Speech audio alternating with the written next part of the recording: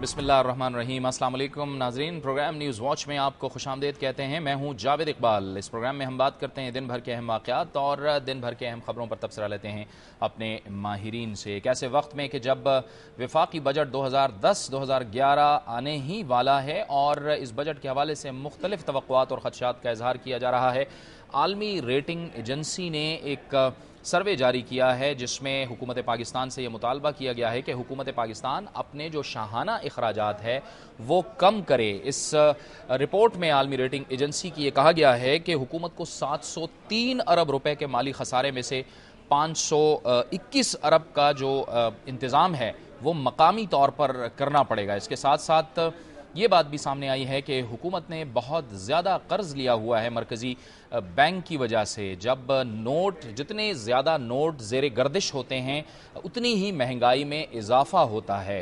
हुकूमत ने कर्ज़े मरकज़ी बैंक से बहुत ज़्यादा लिए हैं जिसकी वजह से मरकज़ी बैंक को नोट भी ज़्यादा छापने पड़े हैं, जिसकी वजह से महंगाई में दिन ब दिन इजाफ़ा होता चला जा रहा है।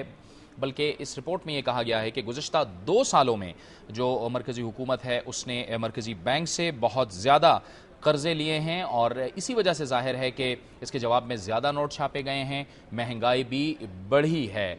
हमारे यहाँ क्यों इतने अखराजात हो जाते हैं हुकूमत की जानिब से और क्या हुकूमत के अंदर ये सोच पाई जाती है कि वो ख़र्चे कम करे ताकि जो अवाम पर जो कर्ज़ों का बोझ आ रहा है, यानी अब तक 55 अरब डॉलर 55 से 60 अरब डॉलर का कर्ज़ पाकिस्तान पर चढ़ चुका है और कहा यह जा रहा है कि 2015 तक ये कर्ज़ 70 अरब डॉलर तक पहुँच जाएगा। इसी पर हम बात करेंगे और हमें ज्वाइन किया है टेलीफोन लाइन पर पिलडाट के एग्जीक्यूटिव डायरेक्टर जनाब अहमद बिलाल महबूब ने। बहुत बहुत शुक्रिया अहमद बिलाल महबूब साहब। ये जो हम शाहाना ख़र्चों की बात करते हैं कि हुकूमत शाहाना ख़र्चे करती है, इसमें कौन कौन सी चीज़ें इसके ज़ुमरे में आती हैं, ज़रा हमारे नाज़रीन को ये बताइए। अर्ज़ है कि इसमें तो तकरीबन हमारा एक जनरल पैटर्न जो है ज़िंदगी का और हुकूमत चलाने का, उसमें ये चीज़ें शामिल हैं और अवाम भी अब इसको इस तवक्को करने लगी है कि हुकूमत जहाँ किसी जगह पे बहुत बड़ा पैकेज अनाउंस ना करे तो अवाम भी मायूस हो जाते हैं।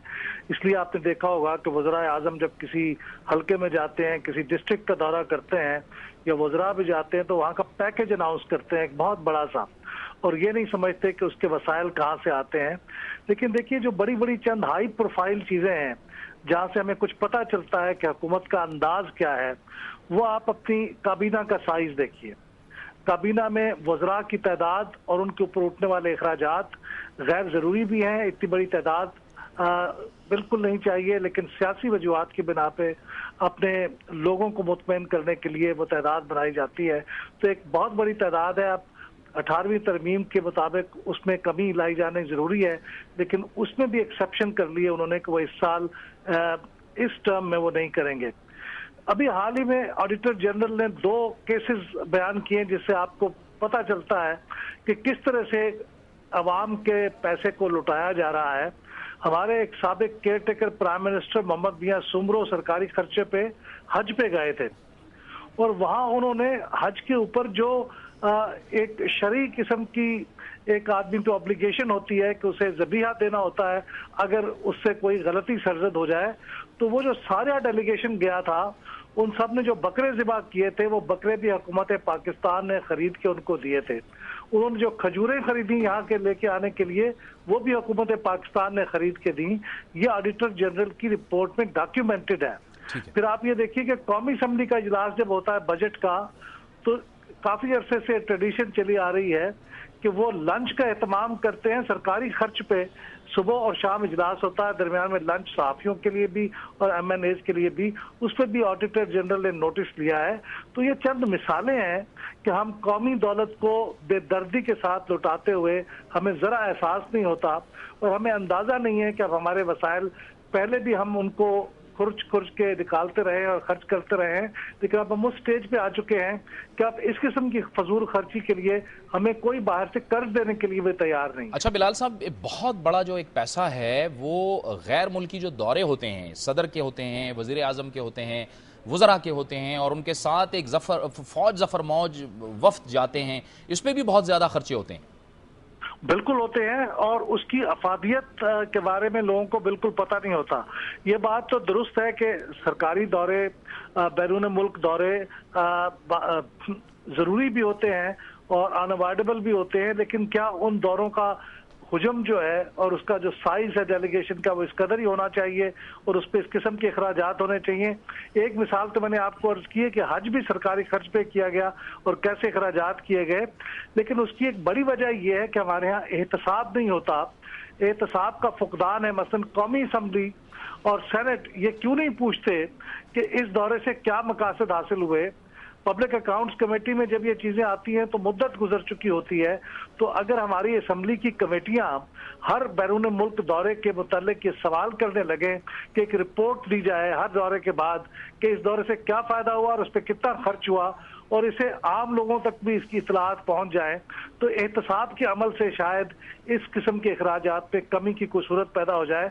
लेकिन एक बड़ी वजह के अखराजात होते चले जाते हैं उसकी ये है कि एहतसाब का कोई मैकेनिज्म मौजूद नहीं है और कोई रिवायत मौजूद नहीं है। अच्छा बिलाल साहब, मौजूदा हालात में ये जो इस वक्त खित्ते के हालात हैं और जो हमारे मुल्क के हालात हैं जिसमें आए दिन दहशतगर्दी के वाक़यात हो रहे हैं, उसमें ये जो वज़रा हैं या मुशीर हैं, सिक्योरिटी, इनके लिए जो सिक्योरिटी इंतज़ामात होते हैं या फिर इनका जो प्रोटोकॉल होता है उस पर भी बहुत बड़े अखराजात होते हैं। अब ज़ाहिर है वो तो ये दावा करते हैं या ये अपना जो जस्टिफिकेशन पेश करते हैं कि चूंकि सिक्योरिटी रिस्क है हम इस तरह से बाहर नहीं निकल सकते, उस पर भी बड़े अखराजात होते हैं। इस सूरत से कैसे निकला जाए? तर्ज है कि अभी अदालत ने इसमें एक लाइन खींची है, तफरीक की है दो चीजों में कि एक है सिक्योरिटी और एक है प्रोटोकॉल। सिक्योरिटी तो जरूरी है और सिक्योरिटी किसी भी ऑफिशियल के लिए, किसी भी शख्स के लिए जो जिसकी जान को और जिसकी सलामती को खतरा हो उसके लिए मुहैया की जानी चाहिए, इसमें कोई दो राय नहीं हो सकती। लेकिन उसके अलावा जो शान और शौकत के इजहार के लिए प्रोटोकॉल मुहैया किया जाता है वो सिक्योरिटी के जुमरे में नहीं आता, वो गैर जरूरी भी है और बल्कि मैं समझता हूं कि वो एक किस्म की करप्शन है और जुल्म है। तो ये जायजा लेने की जरूरत है।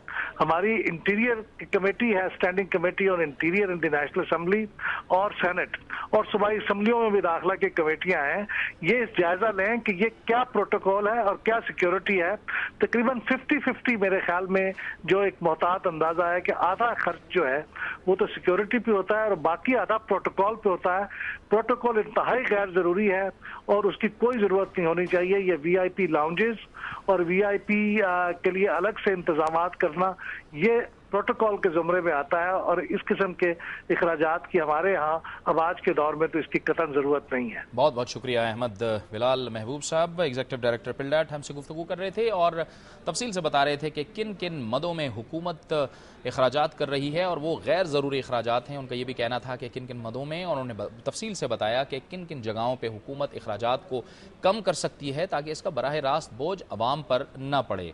वक्त हुआ चाहता है एक ब्रेक का और ब्रेक के बाद जिक्र होगा कि अफगानिस्तान में अमन जिरगा, 3 रोज़ा अमन जिरगा शुरू हो गया। हामिद करज़ई ने आज खिताब किया, लेकिन इस दौरान इस अमन जिरगे के बाहर तालिबान की जानिब से हमला भी किया गया। तालिबान ने इसकी जिम्मेदारी कबूल की। बहुत से फरीक़ैन इस जिरगे में मौजूद नहीं थे। क्या नतीजा आ सकता है इसका हम तज्ज़िया करेंगे, लेकिन पहले एक ब्रेक।